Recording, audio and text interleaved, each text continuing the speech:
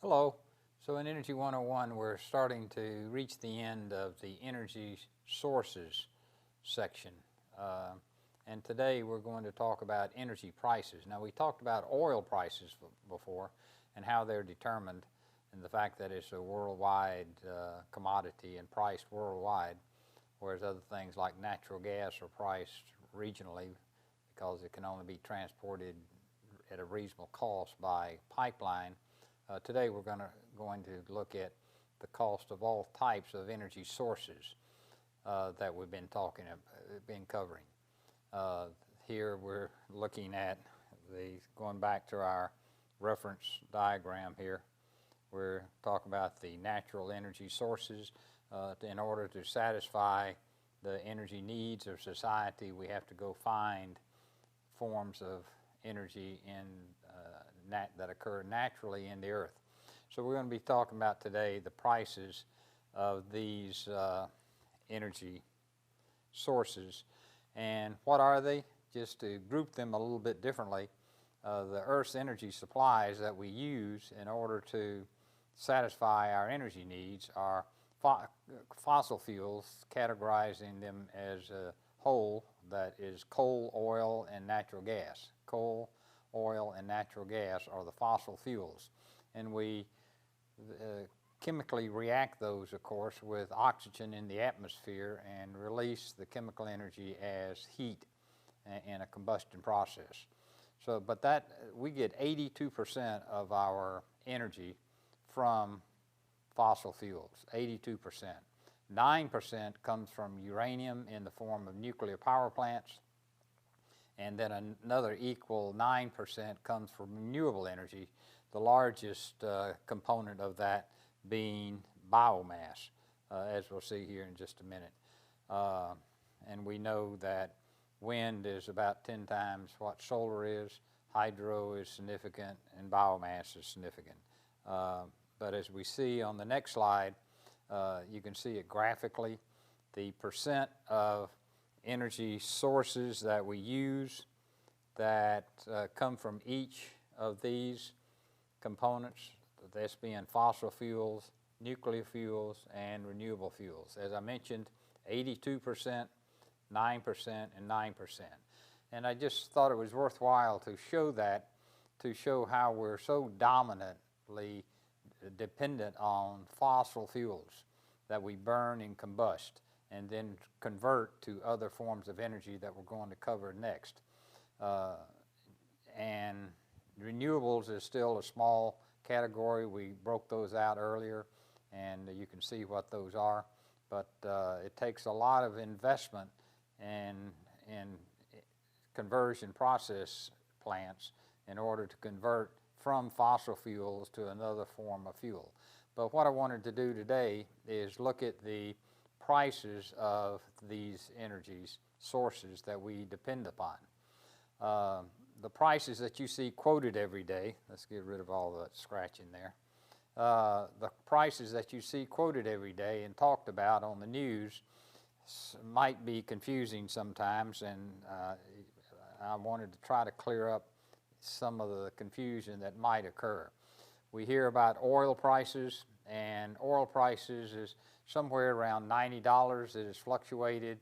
Gosh, when I got into the energy area in the 1970s, it was as low as $2 a barrel, $2 a barrel. Of course, the cost of living has increased, and price escalation has gone up, and that's in today's dollars, that's about $8 or $10 a barrel. But today it's about $90. It went as high as about $140 to $150, depending on whether you look at a daily closing or a monthly closing price. But it's fluctuated wildly, and as we'll see here in just a minute. You see natural gas quoted as of right now at the end of 2012, when I'm recording this, at around $3.50 per 1,000 cubic feet. Now, one question that I want to try to answer today is, how do we compare $3.50 per 1,000 cubic feet of natural gas with $90 per barrel of oil? We'll get to that here in just a minute. Coal, you see quoted as about $50 per ton delivered to an electric power plant. I focused on electric power because that's where most of our coal goes.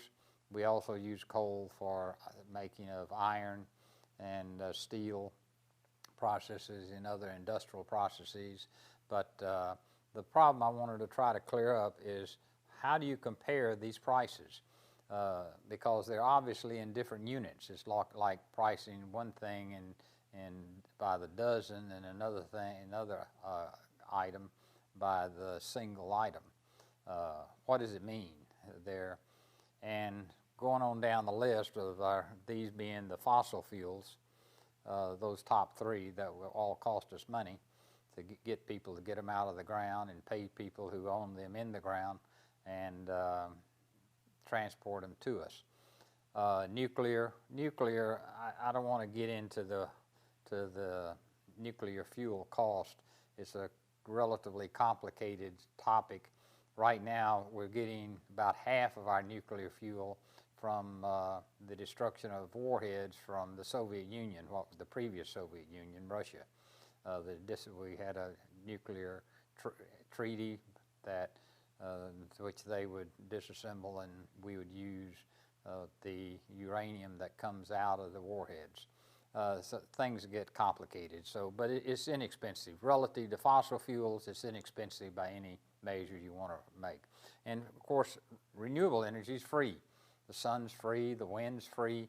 The wood is grown naturally, just out in the woods, and so the renewable energy is certainly nice, but you got to look at the infrastructure you have to build in order to utilize that renewable energy. So those are the energy prices that you see quoted today, but what do they mean on an apples-to-apples basis? Well, in order to do that, we have to look at what are we using those fuels for? Well, we're using them to burn, as I mentioned before, for the heat value, how much heat that we get out of it during the combustion process.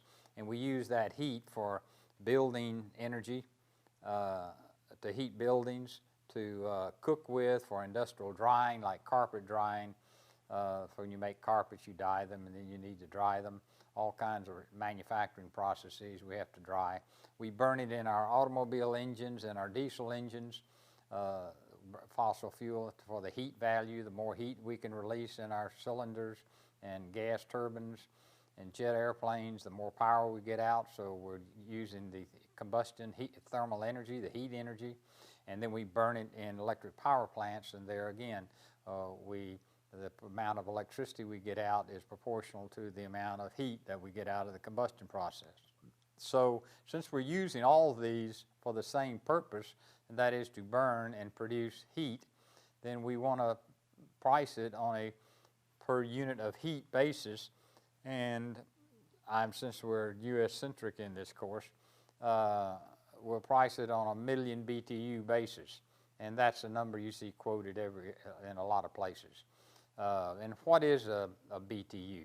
A million BTUs is, of course, a million of whatever a BTU is. Well, just for clarification, 1 BTU is defined as the amount of heat that it takes to heat 1 pound of water up 1 degree Fahrenheit. So if you want to heat 1 pound of water up 10 degrees Fahrenheit, it takes 10 BTUs. So, or a million BTUs will heat a million pounds of water up 1 degree Fahrenheit. So that's what a BTU is. And we'll later on get into the conversions of BTUs to kilowatt hours and various things that you see quoted. But these numbers that you see in articles and news and here on the television that they quote are meaningless unless you know how that number compares with something else, or there's a whole, and be able to put it in context. And that is one thing I hope we can accomplish in this course, is try to help you put all this information that you see and read on the news and in the public media, put it in context so that you'll have extract some kind of meaning out of it. Well, here are the prices of the fossil fuels per million BTUs. Per million BTUs. I've converted everything to a million BTU basis. I've got it for natural gas, I got it for oil, and got it for coal, and which supplies 82% of our energy that we use in the U.S. I got it plotted here from 1998 to the end of 1998 to the end of, not quite, it's actually about the middle of 2012. But I show it for demonstration purposes. This starts off that in 1998, the red is oil. Oil was about $2.60 a million BTUs. Natural gas was about $2 a million BTUs right here, and coal was around $1 a million BTUs. Well, coal has been gradually increasing, and these are actual dollars that you would have paid in 1998 or 2003, and without any escalation factors for cost of living. And you can see it's been pretty steady over the years. Natural gas has been rather erratic. The blue line, which is natural gas, here in just a couple of years has shot up from about $3 to about $5. That's almost double. It went back down to about $2.50, and then it went up all the way to about $10 a million BTUs, and since then has dropped back down, and now is around $3.50 at the end of 2012. Well, what about oil? Well, if you look, oil and natural gas track pretty much together between 1998 and 2005. But in 2005, a lot of it due to China's tremendous increase in the use of energy and oil in particular. The world oil price shot up, and everybody was pumping as much oil as they could pump, and it went to, that's when oil went to $140 a barrel, and which corresponds to about $16 a million BTUs, and that was in early 2008. Went up to $16. It was actually a little higher than that if you look at it on a daily basis. And then the recession came. Many people will argue that the recession in the U.S. in particular was due to the high price of energy because it extracted so many dollars out of the economy. And that then put people in a bad way in order to try to pay their home mortgages that they were leveraged out on, and everything started to collapse. But certainly the price of energy was one thing that had something to do with the recession. The best way to kill oil price and oil demand and energy demand in general is have a recession, and that's what happened here. It went all the way down to about $8 a million BTUs. It was cut in half, and this again, these are prices I don't show for the scatter that occurs on a daily basis, but this is just on a yearly basis. And since 2008, it's escalated back up, and it went to about $110 a barrel, which is back up to $16, close to $16 a million BTUs, and then today it's down around $15 a million BTUs. Well, the reason I show this chart is because to look at what's the situation when we have when we compare prices. If you got a choice of burning natural gas or burning oil, the choice is obvious if you're interested in money, which being a free enterprise system, and the U.S. in particular we are, and most other countries don't want to spend any more of their money on energy than they need to, you would switch everything to natural gas. And because it's about 4 to 5 times cheaper. Natural gas is about 4 or 5 times cheaper compared to oil.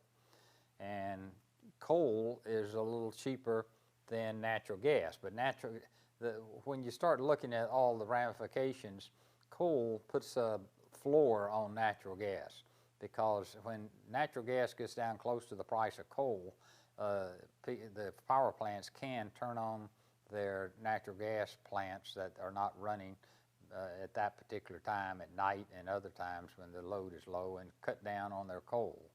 And so the coal forms pretty much a floor for natural gas. Oil would be the ceiling on natural gas, and it fluctuates in between. But to give you an example of why don't we fuel switch and why aren't we using more natural gas in lieu of the oil that we have, well, you get into the subject of fuel switching. Fuel switching is switching when you switch fuels because one fuel is cheaper than another fuel.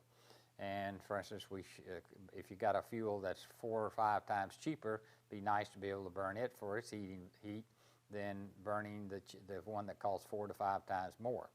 But what's required when that does not occur is the infrastructure investment is too much to justify the reduced operating cost due to the cheaper fuel. And an example, and we can talk about many examples, but right now people talk about why aren't we converting gasoline cars to natural gas cars? And you can certainly burn natural gas in cars.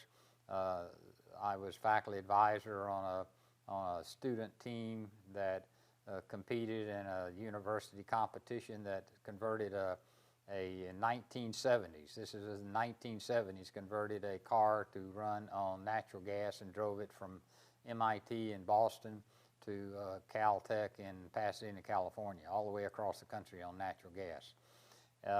It can certainly be done, but it requires conversion of the fuel systems from gasoline, or in addition to a gasoline, to natural gas. That requires high pressure tanks and requires somewhere on the order of $5,000 to $10,000 per car. $5,000 to $10,000 per car. DOE estimates it at about $10,000 when you include the refueling stations, the refueling investment, because now you got to have filling stations all around the country to refuel. So fuel switching makes sense, but if you don't have to make too much of an investment to make the switch from a more expensive fuel to a cheaper fuel. But I wanted to cover that before we left energy sources, to look at the relationship between natural gas, oil, and coal prices on a per unit energy basis, which is what any user looks at when they are trying to determine what type of fuel to use, if they're capable of using a different fuel than what they're doing. House heating is another one. You can heat your house by oil, or you can heat your house by natural gas, but today anybody that has natural gas pipelines running down close to their home is hopefully switched over to natural gas because it's so much cheaper. This is just another example. A few cases where natural gas pipelines are not available to a home and they have no choice but to stay on oil up in the Northeast in particular. Okay, so that covers the pricing of energy and their relative value. Take care. Bye.